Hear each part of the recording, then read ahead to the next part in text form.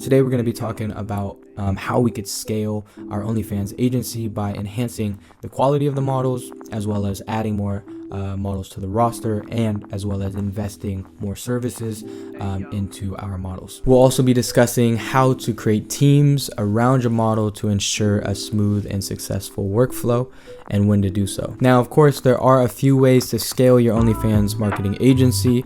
First, you could find more models, or you could find higher quality models to join or replace your current clients. And third, you could grow the models that you have by investing more services like marketing, upgrading your chat team, etc. It's important to note that adding more models to your roster is an effective way to scale your OnlyFans agency. However, when adding new models to your team, it's also very, very crucial to carefully screen them to ensure that they're actually a good fit for your brand and share, the same kind of work ethic, value, and goals. At the start of my OnlyFans marketing agency journey, I was just thinking about quantity rather than quality.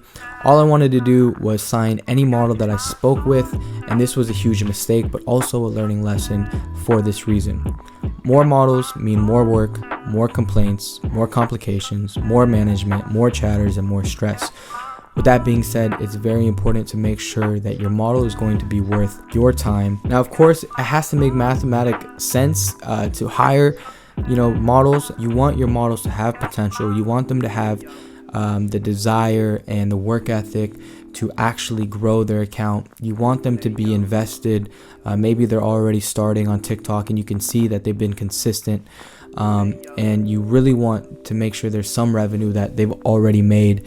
That way you have a proof of concept and you understand and know you could have confidence that this is a model that is actually going to bring you money, and you're not going to waste time by putting a chat team under their account. Our main goal is always to position ourselves as the agency with leverage over the model.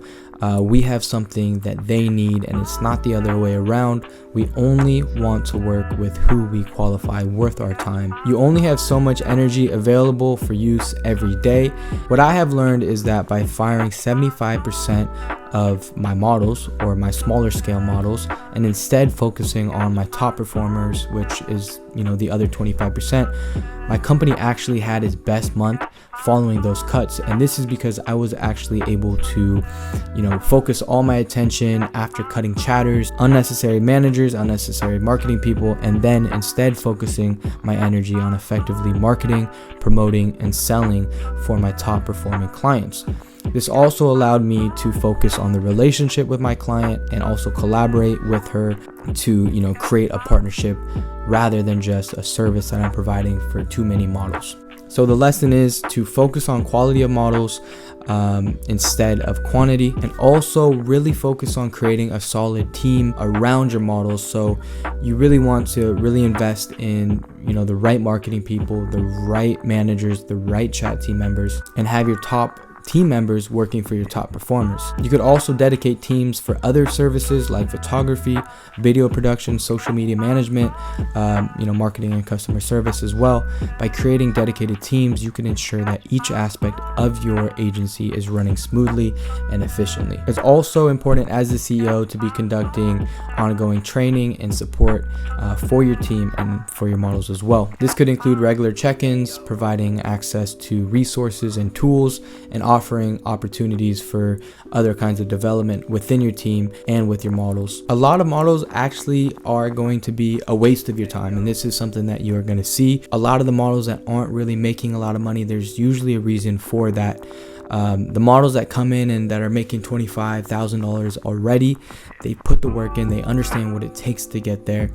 I'm not going to say that every single model who isn't at that point is entitled or doesn't work as hard, but you're going to run into these kind of models, and it's very important to understand how to respectfully and professionally let them go. What I like to say is at the end of the month, if I find that they're not a good client to work with, I will reach out to them and I'll say, hey, it's been a pleasure working with you. However, I don't think we're a right fit.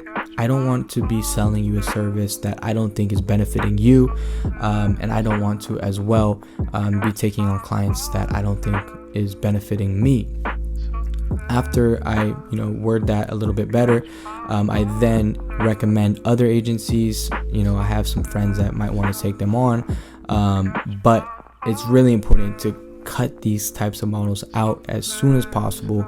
That way you could focus on your top performing models, because you'd be surprised how much easier it is to take a model who's doing $30,000 a month to 40 and 50. That's so much revenue for you in comparison to having to do even more work to take a girl from 5 to 10. The amount of revenue you make from $10,000 a month at 40% of your service fee compared to $50,000 is huge. And the amount of work that you're going to have to do for the model who's not making as much as the model making 30 to 50 grand is huge as well, and it's not worth your time. So keep that in mind. It's okay to take these kind of models on at first, but know when to cut them and know when to then reinvest your time, energy, skills, and team members into the right models. So with that being said, that is it for this video. I know it was a short one, but I'll see you in the next one. Thank you.